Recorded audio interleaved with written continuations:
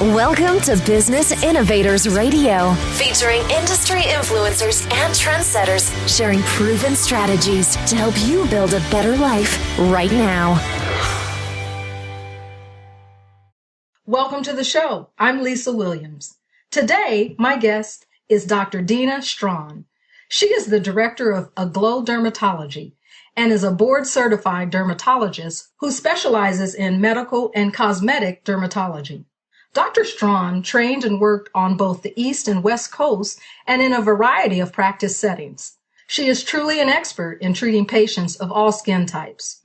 Additionally, Dr. Strachan is an internationally recognized expert in ethnic skin. After graduating from Harvard College and Yale Medical School, Dr. Strachan completed her residency training at the University of California, San Francisco. Known for her excellence in teaching, Dr. Strachan went on to become Director of Resident Education at King Drew Medical Center in Los Angeles and joined the faculty of UCLA.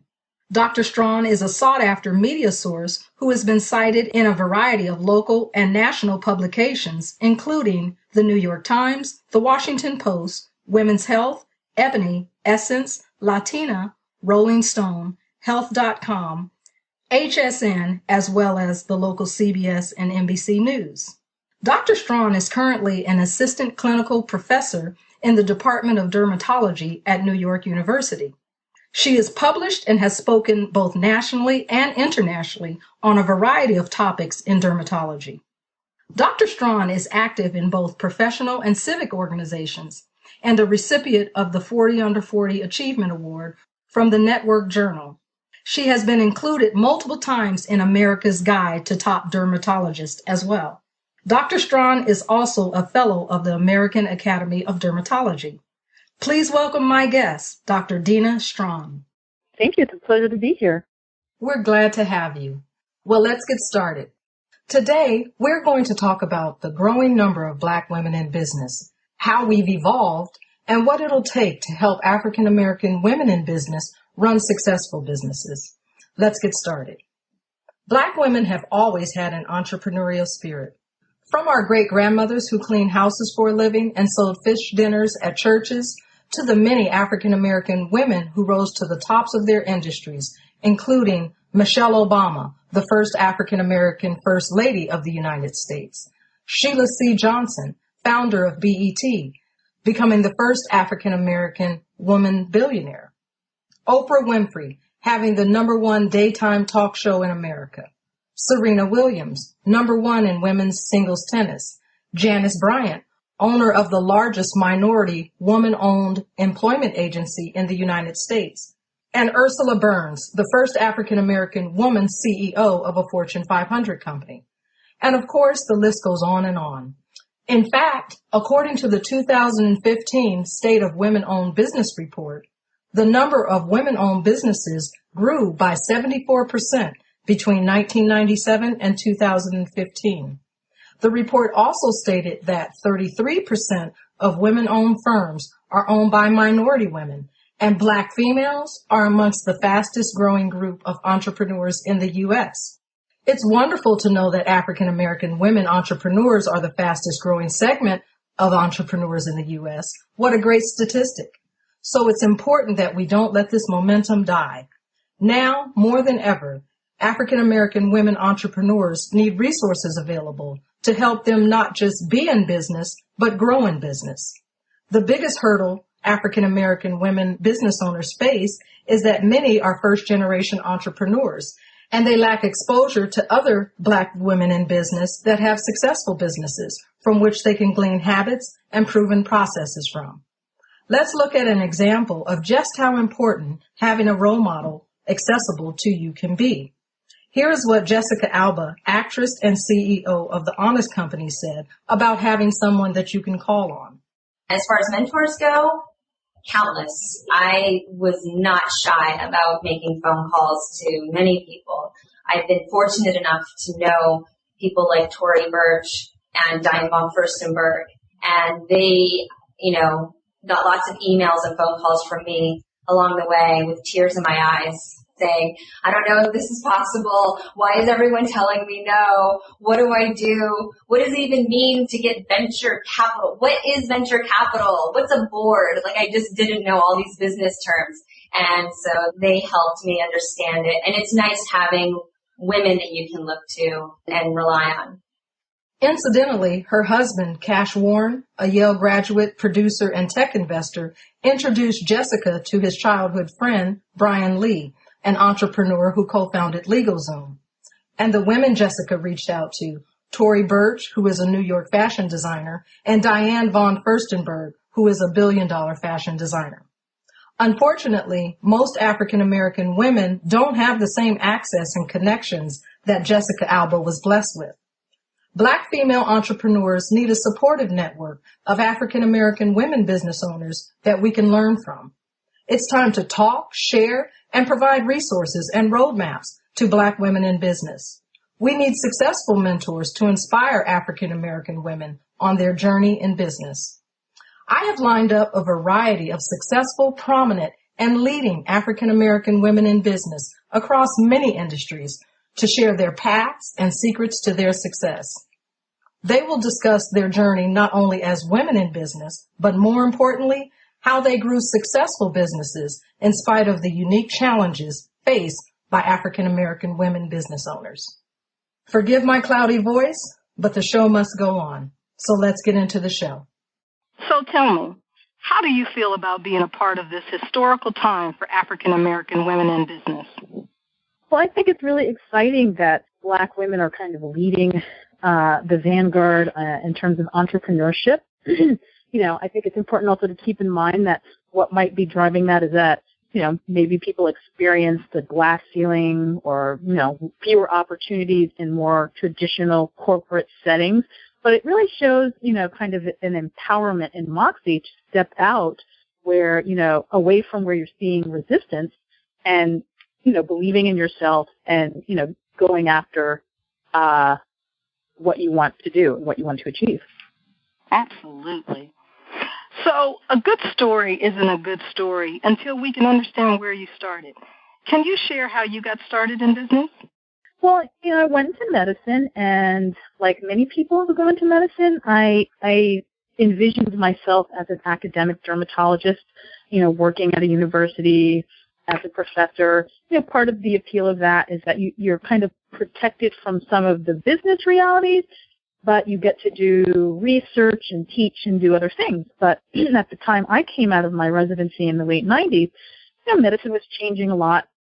And I found that a lot of those environments were you were very pressured by the bottom line, but you didn't have control of the bottom line, and that there was a different kind of way of doing things that, I didn't think was what I had signed up for. So I decided that if I was going to have to pay attention to business, I wanted to have some input. I didn't want to just be, at someone else's mercy. I call it sort of dealing with French court politics when you're not high up in the French court. Mm-hmm. So I decided if I had to do those things, then I needed to go into business, even though I never really wanted to. But I wasn't finding what I wanted in academic medicine. Wow. And dermatology, that's a different field for African-American women. Yeah, dermatologists are only 2% of doctors, and definitely it's very competitive. A lot of people, want to be dermatologists for a variety of reasons. It's a great career to be in, and we are dealing with a shortage of people of color in dermatology and making sure dermatology stays diverse. And given that we deal with skin, hair, and nail issues, it's something that kind of lends itself more to diversity in terms of people understanding the importance of that than in some other fields. So tell me, Dr. Strachan, who do you work with and who do you help?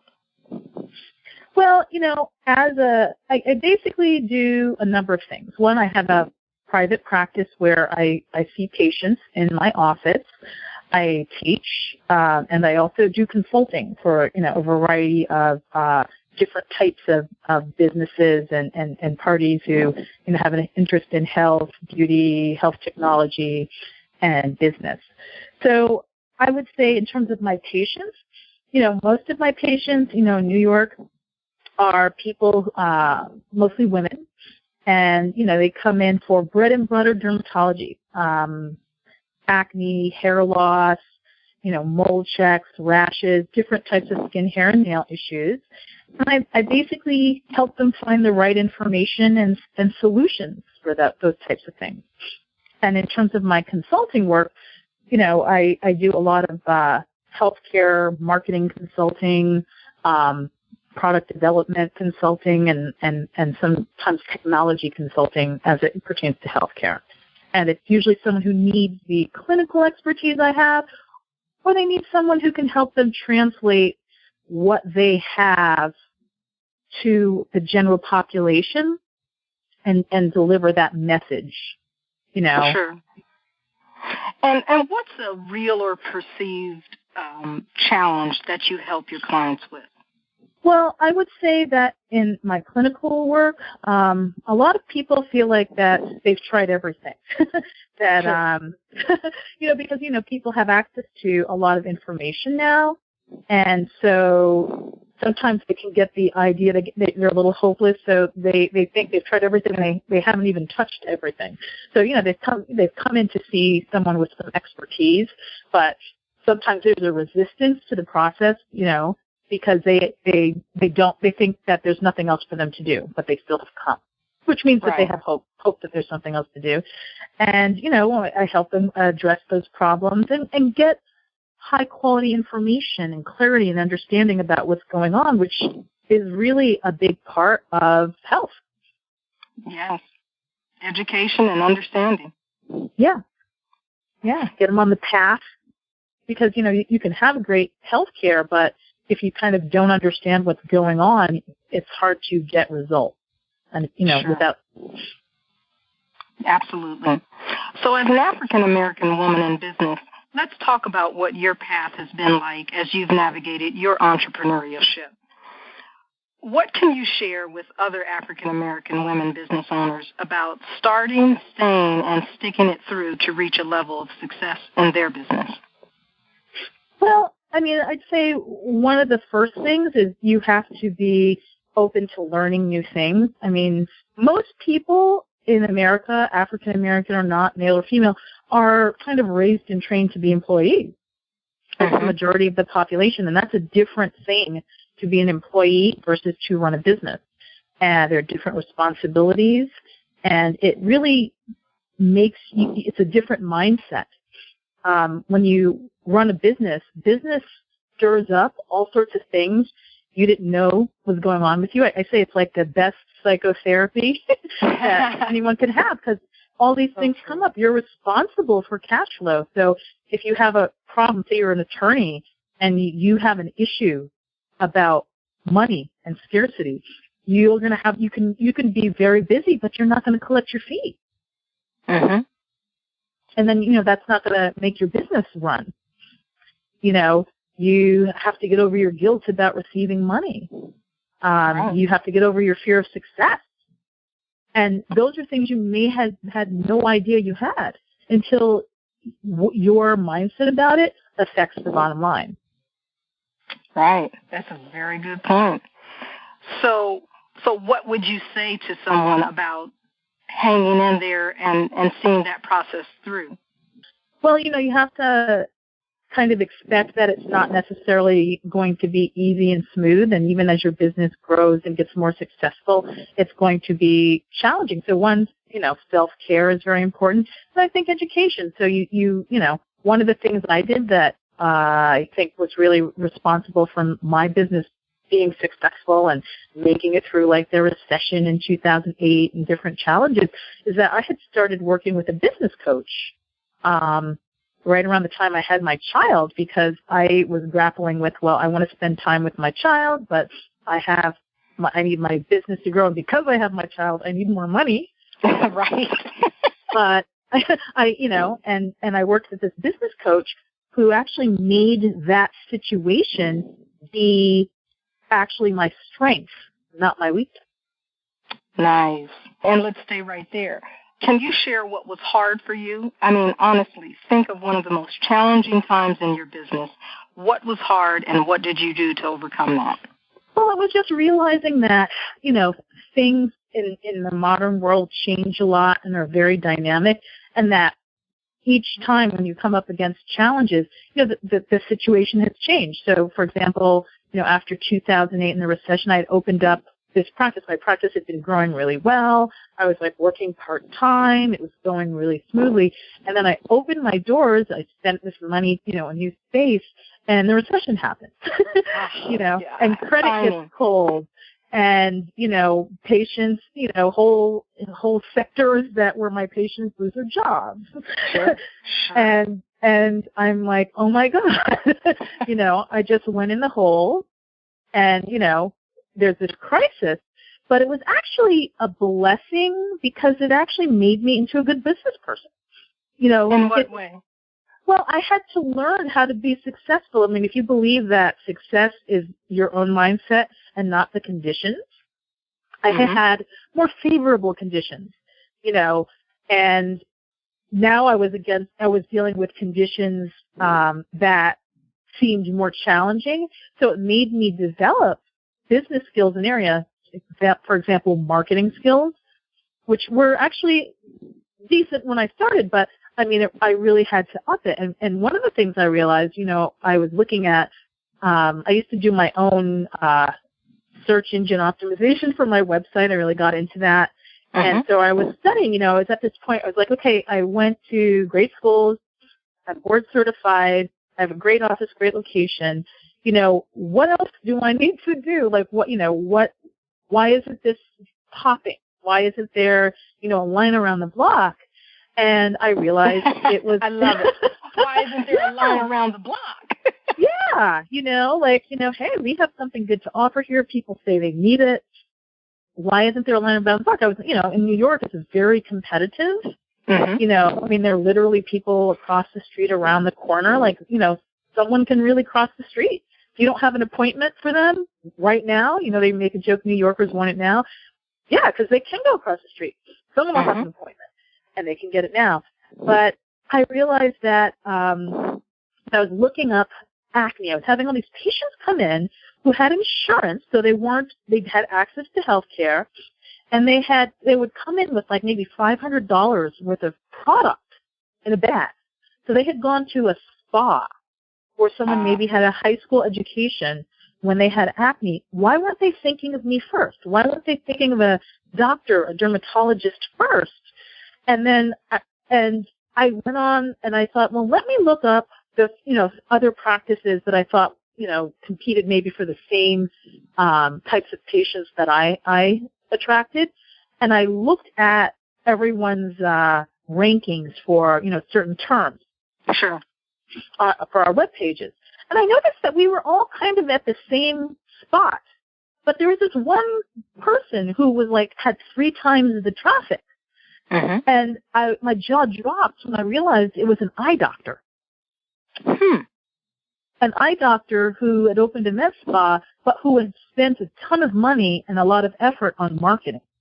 And so it just made me have that epiphany, it was very humbling, yeah, I went to Harvard and Yale, I'm board certified, but people are going to go to the eye doctor. And I'm a skin doctor. They're going to go to the eye doctor first because he outmarketed me. So I had to learn to market. That is actually a great share. Definitely. Yeah, very humbling. Yeah, so I had to learn marketing. So I rolled up my sleeves, earrings off, it's on. Got your keywords going? That's right. Good for you. I love it. So we have other Black women that have accomplished great successes, like those mentioned earlier. Others such as Taraji P. Henson, Kamala Harris, Shonda Rhimes, and countless others. Can you share a nugget to help women that are just starting in business? Well, I'd say that, again, it comes down to be prepared to be triggered, and that business makes you grow.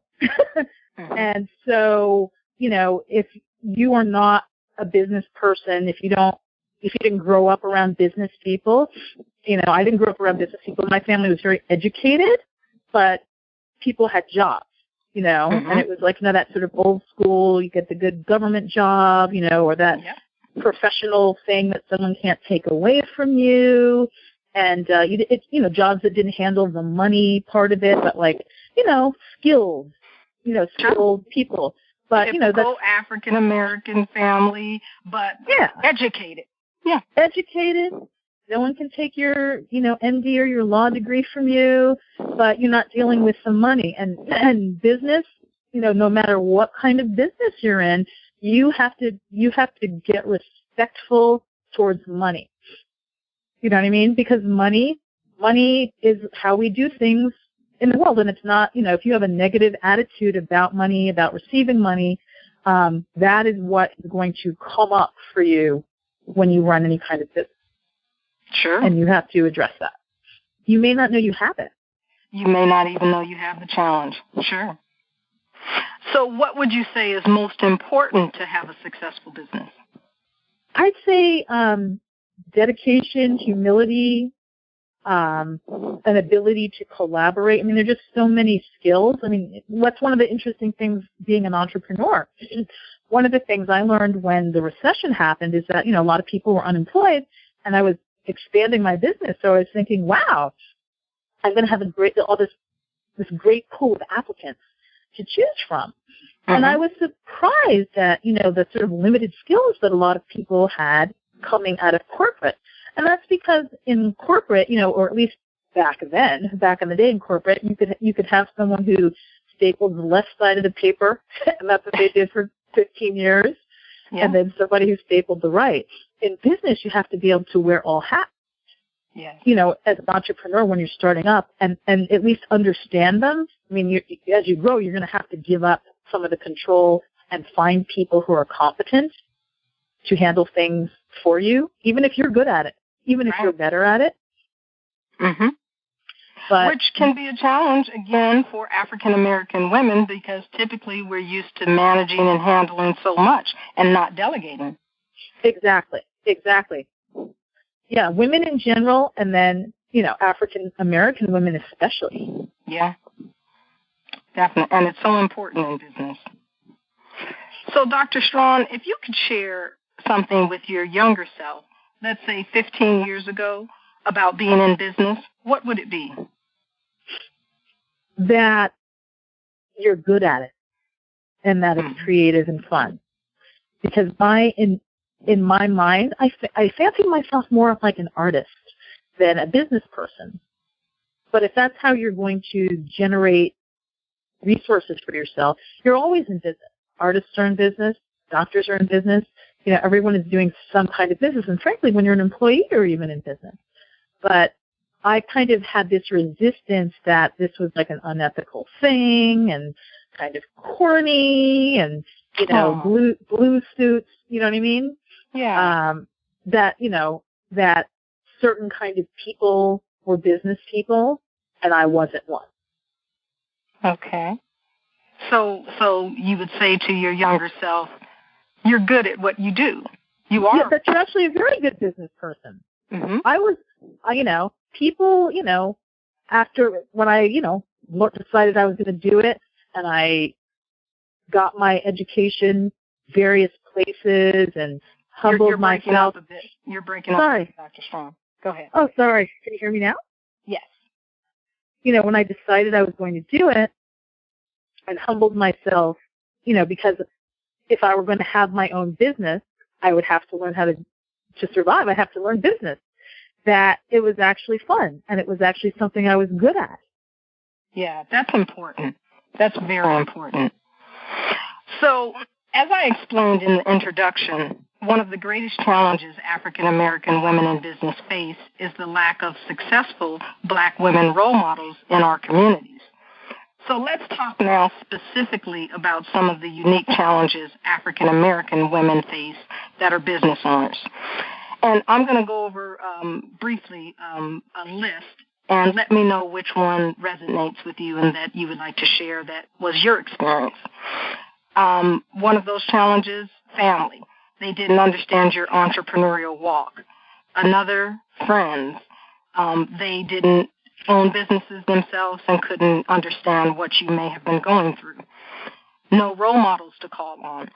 African American women entrepreneurs have fewer role models typically that they can actually call on, like the example with Jessica Alba. Business terms and just understanding business in general can be a challenging area. Seeking capital. Not only do African American women in business tend to not know how to go about seeking capital, but where to find it. Juggling being a single parent or a single woman and the challenges that come with that. And that's the one I picked. Okay. And I'll just mention the other ones just to share. Lack of relationships, because many of us are first-generation entrepreneurs and didn't have that example. Another is investing in ourselves. We don't tend to typically go to personal development seminars and things of that such. And lastly, volunteering. Typically, we don't volunteer as African Americans other than in our churches. So the one that jumped out at you, what was it? Juggling being a single parent or being a single woman. Oh, yes, please share. So, on the surface, when you look at that, you can see that as a disadvantage, or you can see it as an advantage. And, that's one of the things that I had to overcome in order to be successful, because I was a single woman, and then I was a single parent, and then I wanted to be successful. And when I got a business coach, that's one of the first things when he was interviewing me, he said, that's what you have to make a decision is your strength. Because that's your reality. Because if otherwise you're just saying that you're not going to be successful, I mean, you may as well stop coaching. Stop taking your money.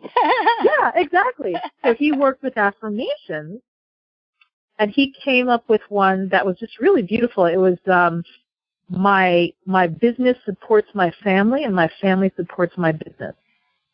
Nice. Very nice. So anytime I was feeling guilty or pangs or feeling like it couldn't work, and I think about that. I mean, Say it again for us. My business supports my family, and my family supports my business. Mm-hmm.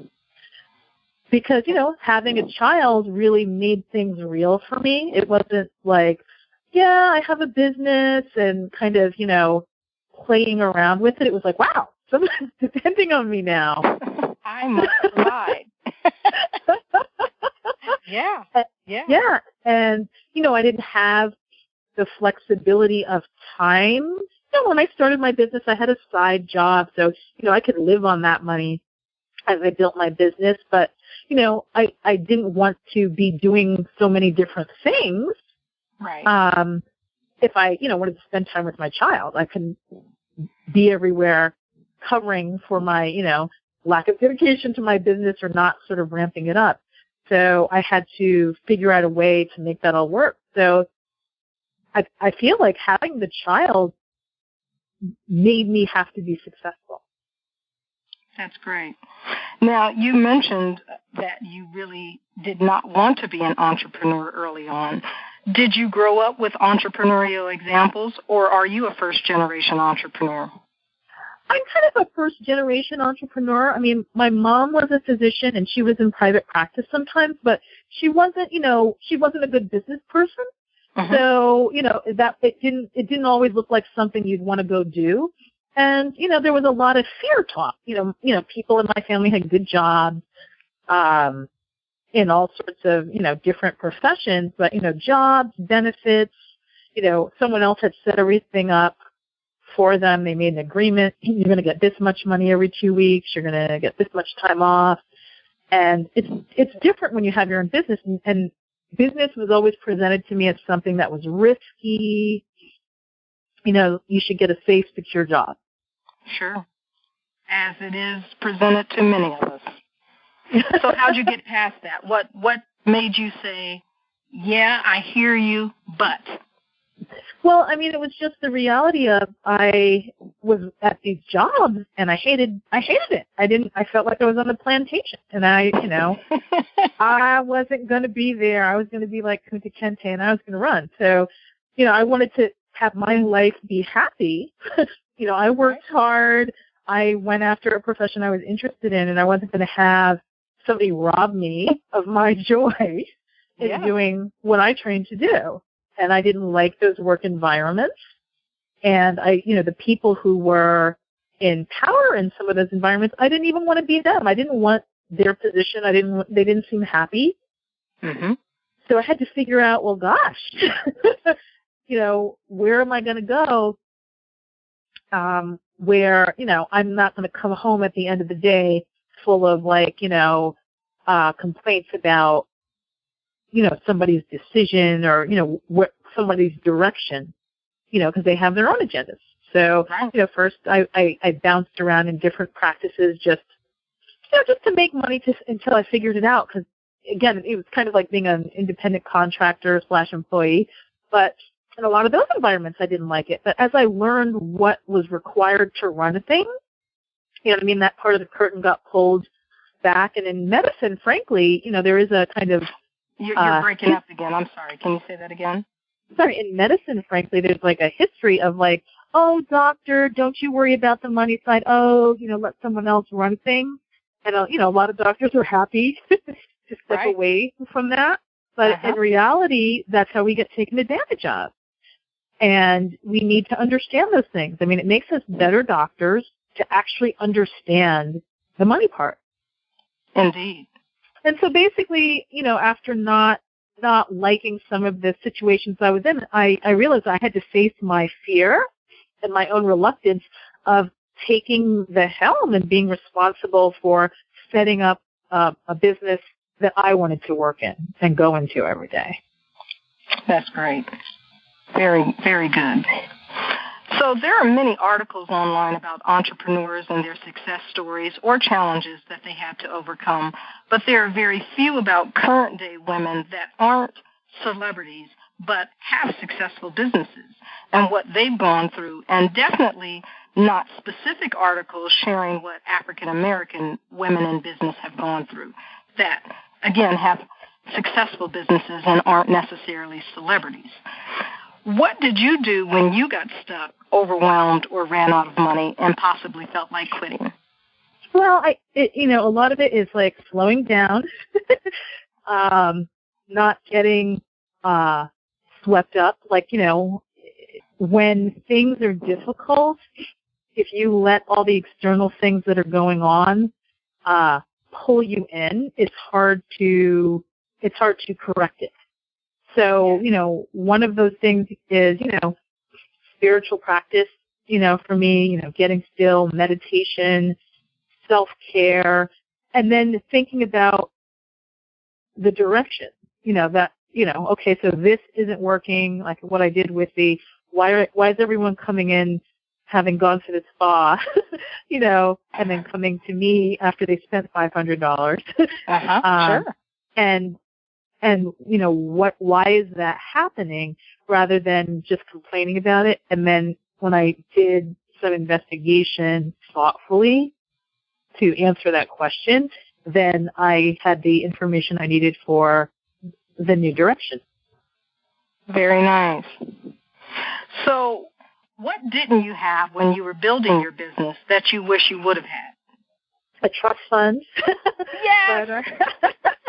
But, seriously, actually just having that wouldn't necessarily make you successful. It might, what really I wish I had was like the business know-how, that, going in versus having to learn it. But that's the process. That's life, going in, because then having the money, you'd put it to good use. If I had a trust fund and I was the kind of business person I was 10 years ago, I might have blown it all in a bad decision, I'll buy this or I'll do this with the money. So, I joke about the trust fund. It's nice to have, but, I don't know that would have necessarily made it successful. It might have made it seem less scary. Yeah, the knowledge would have been more valuable. Yeah. Absolutely. So let's have a little fun. Our black businessmen are showing us out, and that's not going to work for me. Tyler Perry has shared his homeless to success story. Eric Thomas, the motivational hip-hop preacher, has the homeless to PhD story. So us ladies, we've got to get our stories out and documented so African-American women in business have some inspiration when they're feeling low and are searching online to learn what others did in challenging times. So, Dr. Strong, together, let's kind of create it. What would you say your rags to riches story is, or your hero story? I'll help you with it, but tell me.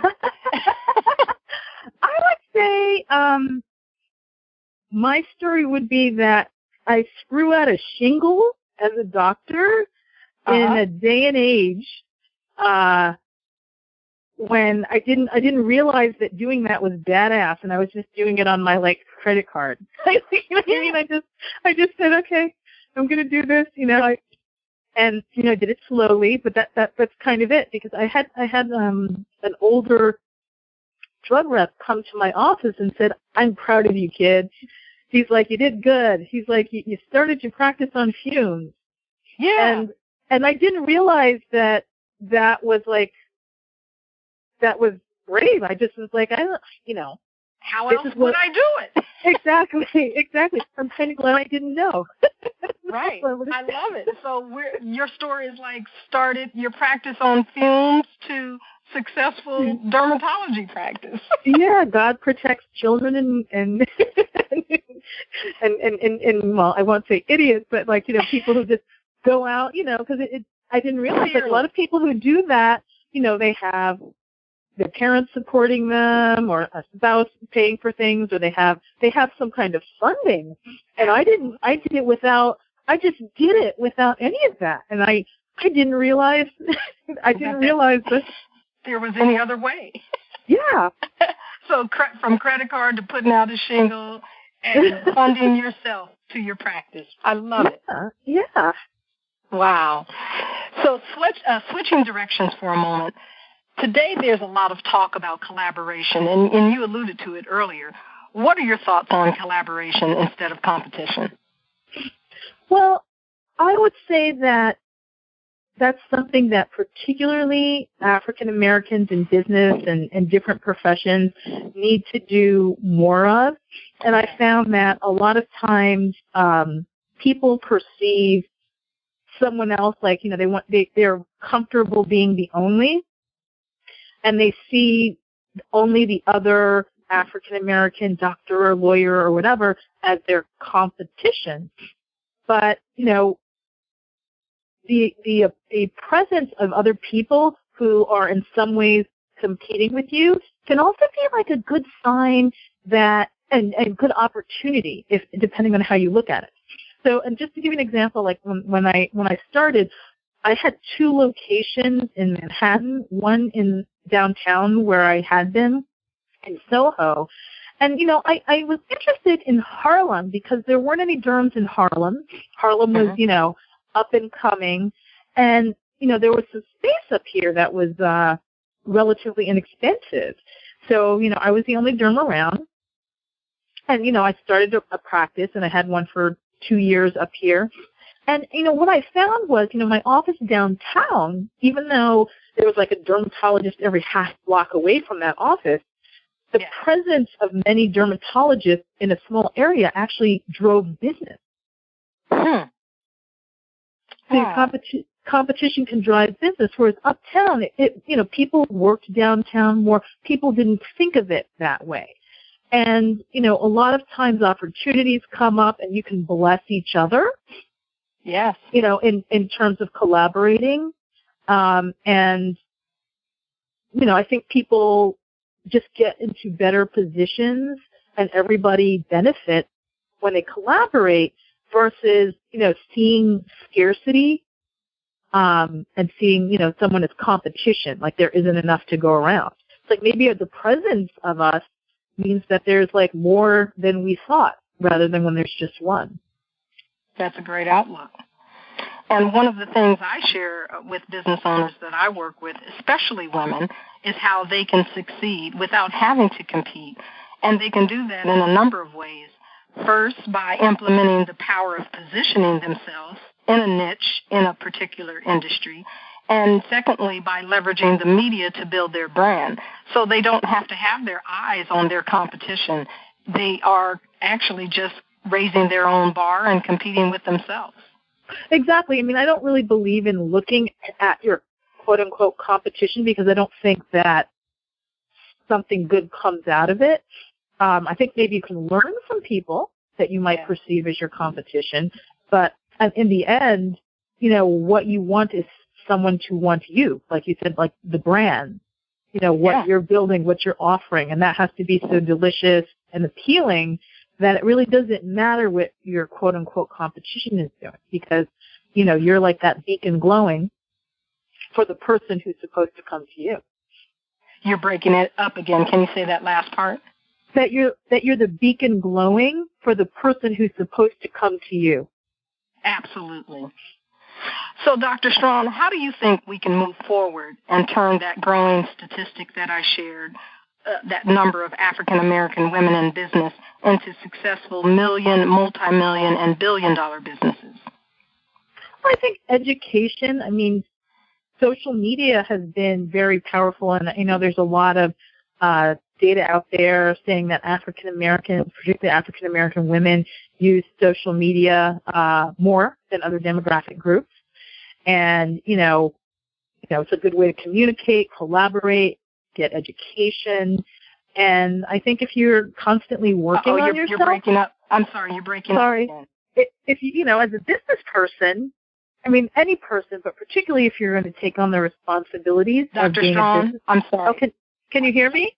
No, you're breaking up every other word. It's odd. Okay, let me see. Can you hear me better now? I think so. Say a little bit more. Can you hear me now? Oh yeah, that's nice. Okay, so everyone has to, who wants to improve in life and whatever they're doing, you need to constantly be working on yourself, and it's especially true if you're going to be a business person because you're taking on a bigger responsibility, and it requires that. So I think, African American women are going to, succeed in business as long as they, practice those same principles. Also, just remember to get help. I love working with business coaches. I've worked with many over the years. As my business has grown, and then in different areas, sometimes I've worked with marketing coaches. I've had a spiritual business coach. I've had, a general business coach. I've had an operations business coach. Whatever it is that you think that you need as you grow, there'll be a new challenge. Yes. So what is your best piece of advice for other Black women in business, entrepreneurs, building their business, and those that may be struggling with finding startup capital or considering quitting and going back and getting a job? Well, it's everyone's business is different. I'd say that when someone's starting out, I think it's really important to learn about marketing because marketing isn't just an ad or a tweet. Right. It's really like clarifying what it is that you do and provide and making sure people know about it. Yeah, and a clear message to a specific audience. And then also you get a better understanding of what your business is. Because, I used to, as a doctor, when I was coming up, marketing was considered dishonest, you're lying to people, you're trying to manipulate people. But, everyone wants, in a sense, the manipulation is, I want you to do business with me if I want you to do business with me. The question and here's is, why. Yeah, and here's why. And here's what I have to offer. So that just taps into your integrity and your own authenticity, but it also helps you clarify what your business is.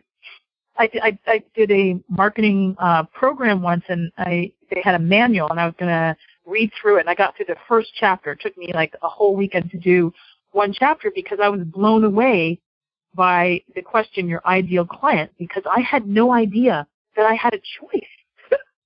I I thought I had to work with everybody or was supposed to want to work with everyone. And this idea that actually I could strategize to attract the kind of person that I would love to work with versus, attracting everybody or people that, are not a good fit or, I don't feel happy to go in and see. It blew my mind. Right. No, that's a great share. Absolutely. So, Dr. Strong, what impact would you like to make as an African-American woman in business over the next 10 years? Well, I would like to be an example of someone who built a successful business, that blessed her and blessed others. And it was fun. You know what I mean? And it was a fun ride. I mean, because that's what it is. It's an adventure. It's always changing. And, and that is something we can do like that. Whatever qualities I have as a woman, whatever it is about me is what made it successful. It wasn't successful despite anything about me. And that would be the case for anybody else. Right. No, that's great. And so you already shared that you have had a number of mentors. Can you give a suggestion on how a business owner can approach a mentor to seek advice, to consider hiring them, or to seek a mentor that you're just trying to get a couple of questions answered? What advice would you share? Okay. So, one thing, a mentor is different than a coach. True. Very true. So I think I've been a mentor more than I've had mentors, but it's all about You're breaking up again, dear. Sorry. Say that Sorry. again. I'd say that you don't have to, it's easier to find a mentor when you're in like a corporate organization, and someone within in that you're working with has this investment in your success and they mentor you. But, you can get mentors just by, having lunch or having coffee with people. Someone who did something that you want to be able to reproduce, it can just be a phone call. So, there have been periods where I've got mentorship just from people, even people that I trained as doctors, but they went into private practice and I was in academics, and I'd bump into them on the street and I just asked them a couple of questions and some advice, and it was, extraordinarily helpful. Yeah. So, you can have a mentor who, how do you do social media marketing? Or, I want to start this type of service in my practice. Can I watch you do it? Or how did you start it? Different things. It just depends on how far along you are. But I think if you, create good relationships, I'll tell you about how people have gotten me as a mentor. I've been very impressed with, random people who have just contacted me on the internet. One of my mentees, her husband, found me for her, and I mentored her at various stages of her career. First, it was just she was asking about dermatology, and then she applied, got in, she trained, whatever, and then she wanted to come work with me to learn about this and get advice and just managing your lifestyle and different things. So it's a relationship that continues. And I've gotten advice from her for things that she's been exposed to that I wasn't aware of. So, you don't have to see it as this thing that's like so formal. And, I've had mentees who've found me, maybe they worked with me during college, and then they graduate, and they might come in and work. I've had people come and go in my business. Some of the smartest people I've had because, they always want to go on and do something else. But it just depends on where you are. I think these days, because you can reach people so easily, I think you have to be careful not to just throw something out that you don't want to follow up on, because a lot of times people who are perceived as mentors get overwhelmed with requests just because it's so easy to reach out to people now. Mm-hmm. And you don't, I think you need to have some kind of idea of what you want to learn from that person. You just want to spend a day with them. Someone may not have the availability to you to sort of micromanage, coach you. right. as a mentor, but you can get. And can you speak to the difference and the benefit of having a coach just briefly? Well, a coach is someone who. You're breaking up again. Start over. Sorry.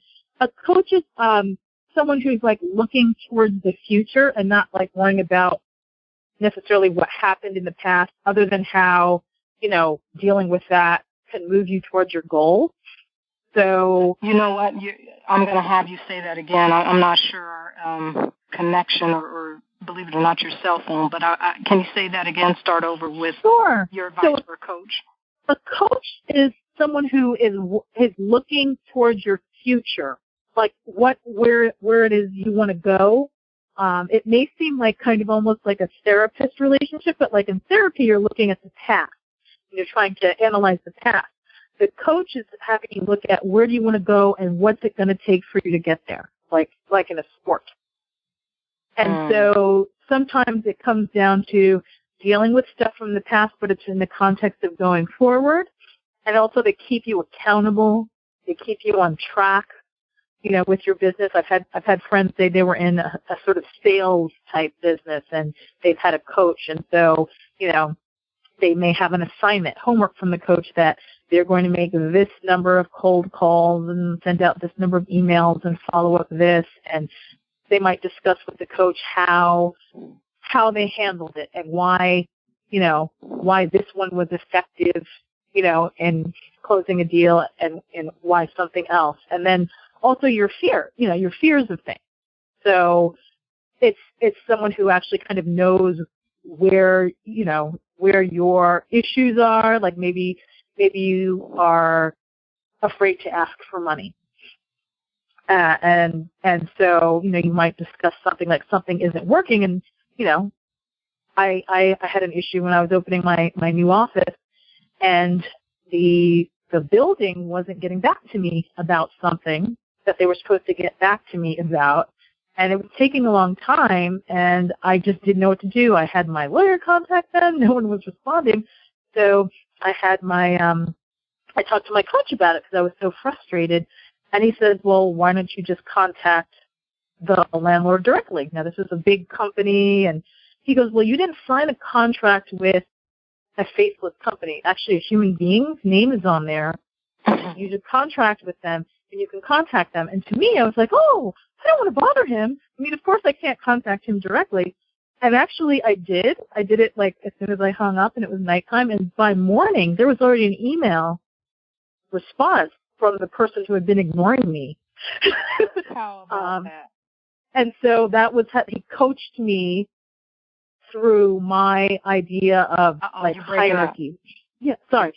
He coached me through my idea of hierarchy and how things work and whom I had a right to ask things of, and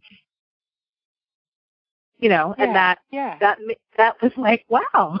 And sometimes we just need someone to say, it's okay to do that. Yeah. Yeah. Yeah. And that's what a coach does. So, or it might be a marketing coach that, expand your idea of what marketing is, or, some people want to do talks. Should I get paid for a talk or not? Well, there are different ways you can look at it. If a talk can bring you business and that's what you want, maybe you'll do a talk for free. Sure. If your talk is your business, then you have to be able to stand up and say, I'm providing value and feel okay about that. And, and it's this amount. Yeah, exactly. Absolutely. Exactly. And so that's how they're helpful. Okay. And Dr. Strachan, can you share your 5 success tips with us? Sure. I would say that, my first one would be work on yourself, which is, what I've been talking about all along. Unless you have, even if you have grown up in, a family where, people were running businesses and you were around that, we all have to grow. I mean, that's kind of the point. So you have to work on yourself. You have to see where you can improve, pick up new skills, that sort of thing. The second I would say is trust your instincts and I don't mean that, you necessarily don't address, say, like you might have fear about something because it's new and different. But, sometimes that, the fear is telling you maybe you need someone to help you do something. Or maybe you don't trust that person. You shouldn't. You don't know why exactly, or the situation doesn't feel right. Trust that. I've thought of times when I haven't, and I end up regretting it. But I take it as a lesson that, like, yeah, trust your instincts. Be open to doing things differently. The world changes. Especially now, things change quickly, and how you think something should be done, a lot of it has to do with your beliefs. And sometimes, we all have a limited perspective, and we need to expand that, if we want to be successful in business. I'd say number 4 is practice radical self-care.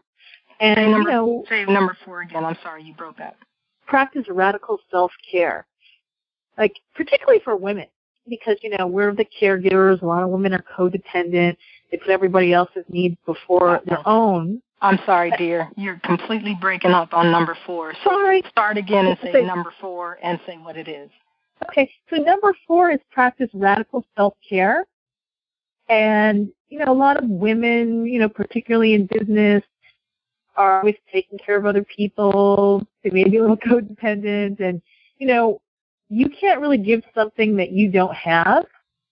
And, if you can't take good care of yourself, you can't take good care of other people, and you're going to burn out, and then you won't be able to do anything.